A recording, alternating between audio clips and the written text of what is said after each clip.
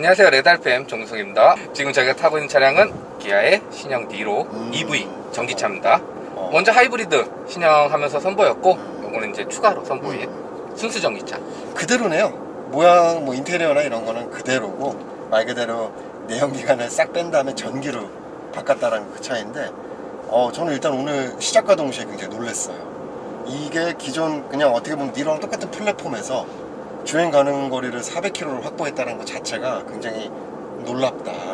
1세대 모델도 니로는 일반 내연기관은 없었어요. 친환경 컨셉을 내세우면서 하이브리드하고 전기차. 그렇죠. 2세대도 동일하게 갑니다. 네. 대신 이제 1세대 전기차랑 가장 큰 차이점이라고 하면 신규 플랫폼. 그렇죠. 플랫폼 자체가. 그러니까 차는 더 커졌어요. 그리고 배터리나 이 전기 모터 앞쪽에 배치하라는 그거는 거의 유사합니다. 그렇죠. 배터리 용량도 큰 차이는 없고요. 그 전기 모터가 힘을 발휘하는 그 환산하면 한 최고 출력 200마력 좀 넘어가는 그거는 다 동일해요.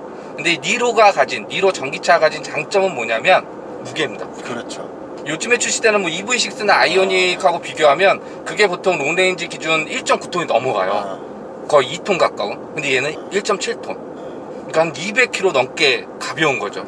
그러니까 가볍게 만들어서 그만큼 전기를 좀 덜 쓰게 만들어서 배터리 셀이 조금 들어가도 주행 가는 거리는 400km 이상을, 요즘 나오는 것도 뭐 다 그 정도니까.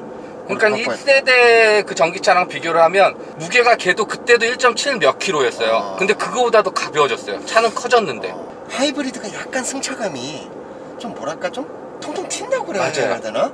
그래가지고 솔직히 왜 굳이 이렇게 했을까 약간 그런 느낌이 있었어요. 근데 완전 그냥 똑같은 플랫폼인데 완전히 다릅니다, 느낌이. 아무래도 무게 중심 자체가 더 저중심으로 많이 눌러주는 느낌도 있겠지만 왜 희한하네요. 그게 먼저 출시된 하이브리드 모델과 가장 큰 차이. 전기차로 하면서 배터리 셀을 더 많이 넣었죠. 그러니까. 그런 부분도 있겠지만 서스펜션 세팅을 약간 풀었습니다. 그러니까. 더 쉽게 말씀드리면 보편적인 세팅.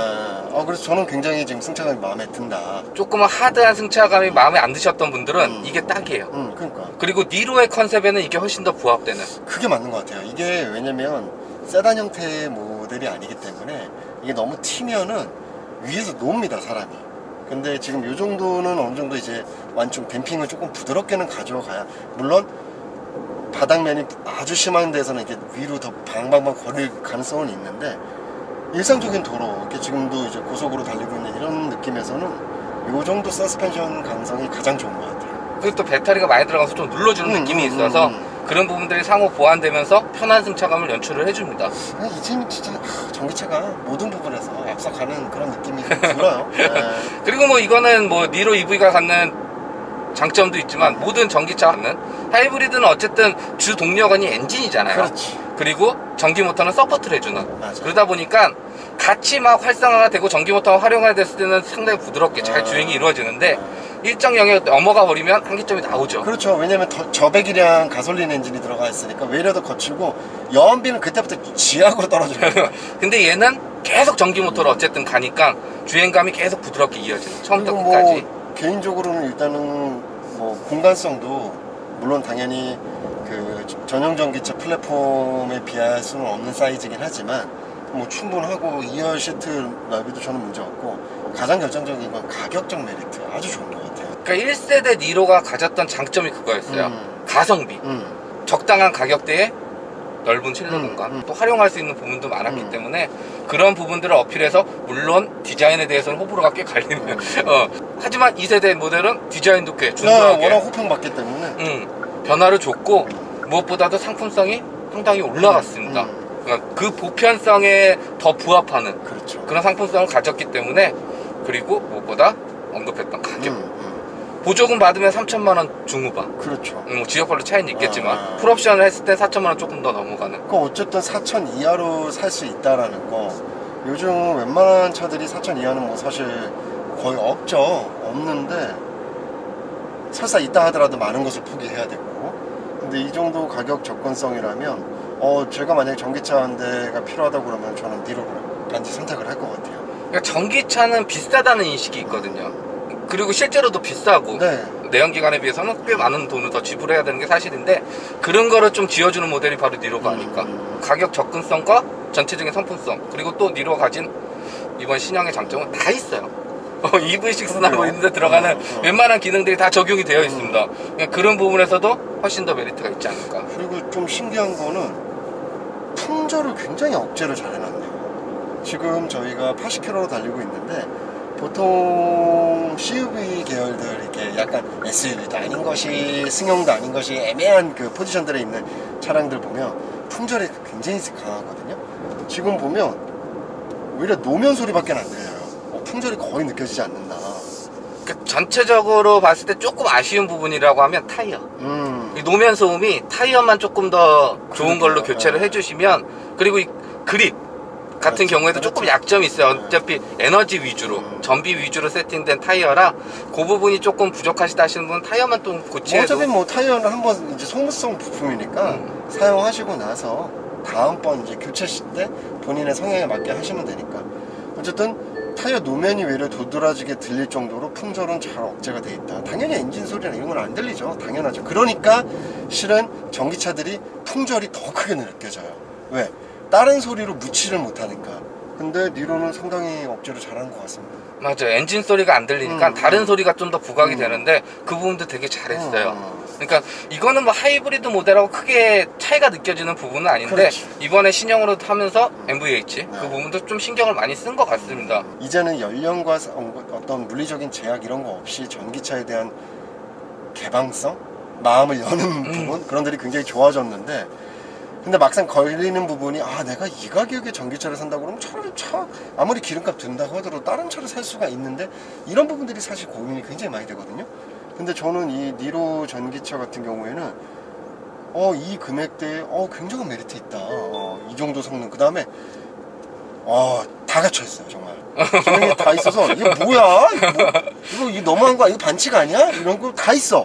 그러니까 포기할 게 없는 거야. 예전에 현대나 기아차는 이 등급별로 어느 정도 구분이 있었어요. 어느 정도를 돼야, 그러니까 쉽게 말해서 뭐 소나타는 사야 뭐 이거 할 수 있고, 그러니까. 그랜저는 돼야 이걸 할 수 있고. 아니, 다 있어요. 그냥. 네, 다 있으니까 이 뭐야? 그럼 없는 차들이 이제 못 사는 거 아니야? 이런 느낌? 다 있습니다. 그리고 또 요즘에 이렇게 전기차가 부각이 되는 게 유가가 너무 비싸잖아요. 너무 비싸요. 지금 저 죽겠어요. 여러분 아시죠? 저 가솔린만 타는 거. 돌아버리고 있어요. 정말 지금껏 한 번도 경험해보지 못했던 그런 유가를 저희가 경험하는. 제가 지금 기름 넣으면서 탱크 하나를 꽉 채웠더니 17만 원이 나오더라고요. 그래서 야, 이건 걸어 다니는 게 낫겠다. 이건 아니다. 물론 전기차가 많이 더 보급이 되고 하면 전기 충전하는 것도 오를 겁니다. 그렇죠. 아무래도. 어차피 공급과 수요가 맞춰 들어가는 거니까. 근데 지금 현 시점으로는 그렇죠. 주유하는 거에 비해서는 비교도 할 수 없기 그렇죠, 때문에. 그렇죠. 그리고 또 얘 같은 경우에는 1회 충전하면 400km를 타니까 어쨌든. 그리고 신형 니로 EV가 갖는 장점 중 하나가 EV6에도 없는 배터리 컨디셔닝 그 기능이 적용이 됐어요. 물론 현재처럼 온도가 높을 때는 그렇게 중요한 기능은 아닌데 그렇죠. 저온에서 그렇죠. 이제 배터리 충전할 때나 효율성 그런 부분들을 좀 더 관리해 줄 수 있는 그 기능도 적용이 돼서. 그리고 일반적인 전기차들보다 좀 안에서 그 전기 모터 돌아가는 그 특유의 그 소음이 많이 안 들려요. 난 좋다. 회생제동 걸리고 할 때도 그런 이질감도 좀 줄였고, 무엇보다 이게 출력이 어쨌든 전기차는 딱 가져가면 풀토크잖아요. 근데 쭉쭉 밀어주는 걸 좀 줄였어요. 그러니까 내연기관 타듯이 좀 줄여야 돼. 그거 말다 그렇게 쓸 일이 없거든. 툭툭툭 치고 나가잖아요. 근데 얘는 내연기관 타시다가 전기차로 가더라도 큰 이질감 없도록 앞쪽에 토크를 좀 배분을 해준 것 같아요. 저는 그게 맞다고 봐요. 지금 현재까지 현존하는 전기차들 너무 순간 토크가 너무 강하다 보니까 그걸 억제를 안 해놓으면 제껴집니다. 너무. 그러다 보니까 머리가 아픈 거야. 처음 타는 사람들은 멀미까지 할 정도. 또 타이어 관리에 있어서도 빨리 달아요. 어쩌다지.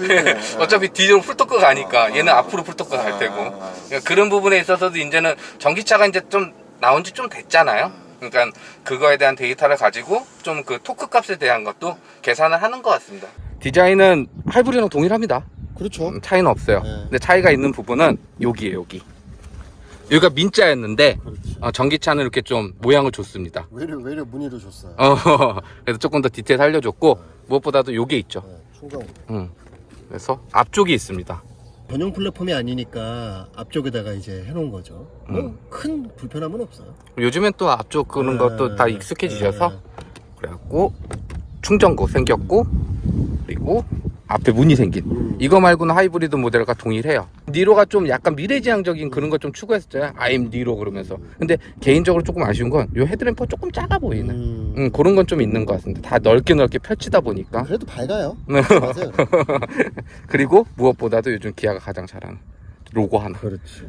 저 로고를 박아줌으로써 다른 차를 잘 만들어내는 바꿨어. 측면도 동일한데 하나 차이가 있는 거는 휠이죠. 네.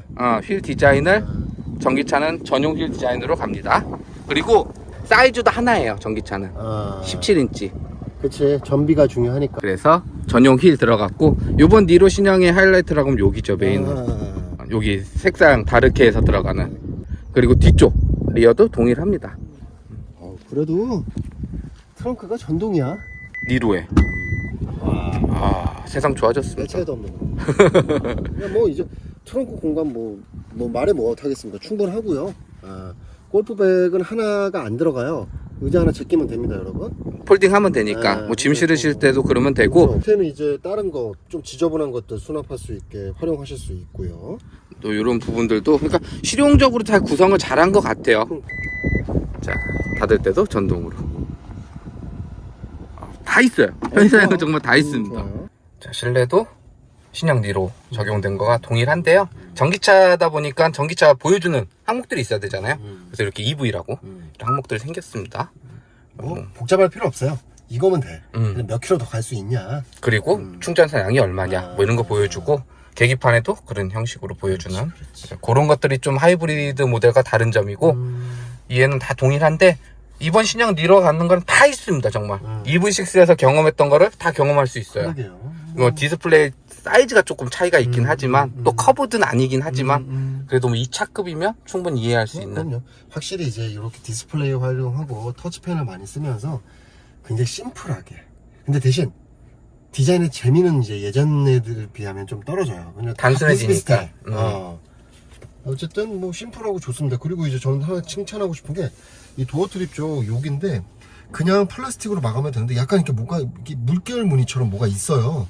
그래서 그리고 요런데 마감해놓은 요런 단차 사출 자국 전혀 없고 좋아. 이걸 누가 3천만 원대 차라고 생각을 할까? 그리고 여기 보면 되게 낮아요. 그러니까 전방 시야는 열려 있고, 그렇다고 뭐 보기에 까다롭진 않고 이런 부분도 잘했고 무엇보다 요즘 기아 타면 좋은 거 이거 이건 뭐 아주 한 패널로 하고, 공조랑 인포테인먼트 같이 할 수 있고 또 여기는 무광 처리해놔서 지문도 잘 안 묻고 핸들은 EV6에서 봤던 그 핸들입니다.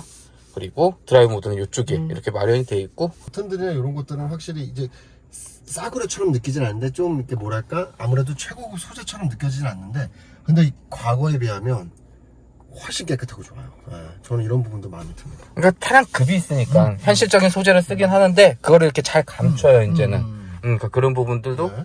꽤 좋고 마감도 잘 해놨고 전반적인 공간이나 편의사양은 충분하다. 네. 뭐 일단은 2열 레그룸 충분하고요. 지금 제가 1열을 굉장히 뒤로 많이 밀어놓은 상태인데 뭐 충분하고 여기 C핀, 충전, 포트, 시트마다 다 연결되어 있고 열선 2단 조절되고 어우 좋아요. 그리고 뭐 K8 저기는 옷걸이 식으로 가방 걸어둘 수 있고 뭐 할 수 있는. 이거 아니에요. 옷걸이에요. 오해하시면 안 돼요. 뭐 아시겠지만 여러분 전 대한민국 평균 남성의 그 상체가 더 긴 근데도 뭐 전혀 루프에 머리가 닿지 않습니다. 아주 편안해요. 그리고 여기도 전용 플랫폼이 아닌데도 플랫해요. 안 올라와 있습니다. 좋네. 장거리 타는데 전혀 문제 없어요. 진짜 전혀 문제 없는 시트 포지션과 등받이 각도 여러 가지. 그러니까 이런 소재나 이런 것들은 플라스틱을 전면적으로 다 사용을 했는데 싼 느낌이 안 들어. 색깔도 그렇고 소재의 어떤 그런 느낌도 그렇고 이런 사출 연결부 이런 데가 이제 거칠거나 그러면은 되게 싼 느낌이 드는데 그런 거 전혀 없고. 관리는 좀 힘드실 수 있더라도 좀 밝은 색상 하셨으면 좋겠어요. 저 이 색깔 괜찮은 것 같아요. 지금 해당 차량 요 색깔 하시면 좀 더 화사하게 보이는 그런 효과도 있어서. 아이보리는 아니고 약간 회색빛이 돈다라고 보면 돼요. 자, 그리고 먼저 선보인 하이브리드 모델과 차이를 둔 부분은 바로 운전자 지원 시스템 반자율 주행에 변화가 있었던 부분인데요. 핸들 되어 있는 이 아이콘 눌러주면 차선하고 차선 인식해서 차선 중앙 잡고 핸들 조향해주는 차선 유지 어시스트 사용을 할 수가 있습니다. 그리고 기아나 현대 그리고 제네시스에 적용된 차선 유지 어시스트는 다른 타 브랜드에서 적용되는 거와 달리 이렇게 스마트 크루즈 연동을 굳이 안 하고도 이 핸들 아이콘 된 흰 핸들 모양된 이 버튼만 눌러주면 이 기능을 따로 사용할 수 있는 이런 또 장점도 있고요. 그리고 크루즈 버튼 눌러주면 바로 인식을 하고, 속도는 여기는 이제 자유로니까 90km로 맞춰 놓도록 하겠습니다. 그러면 지정해놓은 속도 내에서 앞차 거리 계산해서 따라서 주행이 이루어지는, 그래서 현재처럼 핸들 잡고 있지 않고 페달 별도로 조작하지 않아도 주행이 이루어지는 반자율 주행 시스템을 사용을 할 수가 있는데요. 여기까지는 하이브리드 모델과 동일하죠. 근데 이제 EV 전기차 모델에 하나 더 추가된 기능은 바로 계기판을 보면 주변 차량들이 표시가 됩니다. 그러니까 EV6라든지 제네시스에 적용됐던 앞차만 거리 계산해서 따라가는 게 아니라 측면하고 후면까지 차량의 360도를 감지해서 조금 더 급하게 주행하는 차선에 차가 들어오는 경우에도 보다 민첩하게 반응하고 또 속도 조절해서 갈 수 있는 한 단계 더 업그레이드된 운전자 지원 시스템이 적용이 되어 있고요. 그리고 이 상태에서 방해지수 점등해주면 인식하고 차선 자동으로 스스로 변경해주는 기능까지 니로 EV 전기차에는 활용을 할 수가 있습니다. 그러니까 이 부분이 먼저 선보인 하이브리드 모델의 반자율 주행 시스템과는 가장 큰 차이. 그리고 스마트 크루즈 컨트롤 같은 경우에는 한번 설정을 해놓으면 이 버튼 누르거나 브레이크 밟아서 해제하지 않는 이상은 계속 유지가 되는 반면, 핸들 조향은 여느 모델들과 동일합니다. 일정 시간 지나면 이렇게 잡아달라는 알림을 띄워주고, 그리고 이 상태에서도 핸들을 잡지 않으면 이렇게 경고까지 알려줍니다. 그리고 이 상태에서도 핸들을 잡지 않으면 기능이 해제되니까 이때는 조향을 해주시면 또 기능이 유지가 되는, 그리고 마지막으로 차선 변경하는 그 기능은 우선은 HDA 보이시죠? 하이웨이 드라이브 어시스트 기능이 활성화가 돼 있어야 됩니다. 그러니까 고속도로나 자동차 전용 도로에서 이 기능을 사용을 할 수가 있고, 속도는 60km 이상에서 가고자 하는 방향으로 방향 시스템 넣어주면 인식하고 핸들 잡고 있지 않아도 차선 스스로 변경해주는, 그래서 신형 니로 EV 전기차에 적용된 반자율 주행 시스템은 이렇게 사용하시면 되고요. 전기차를 처음 경험해 보시는 분들은 꼭 한번 니로를 타보시면 생각이 좀 달라지지 않을까. 전기차 입문자용으로 하기에는 너무 럭셔리합니다. 가격적인 부분 최고고요. 눈은 굉장히 높아지실 거예요. 야, 내가 니로를 이 가격의 전기차를 이걸 탔었는데 그 다음 전기차를 뭘 타야 되나 고민을 하실 것 같습니다. 자, 여기까지 기아자동차의 신형 니로 EV 전기차 시승해 봤는데요. 영상 유익하셨다면 좋아요, 구독 눌러주시고, 이상점 레드 RPM PT였습니다. 감사합니다.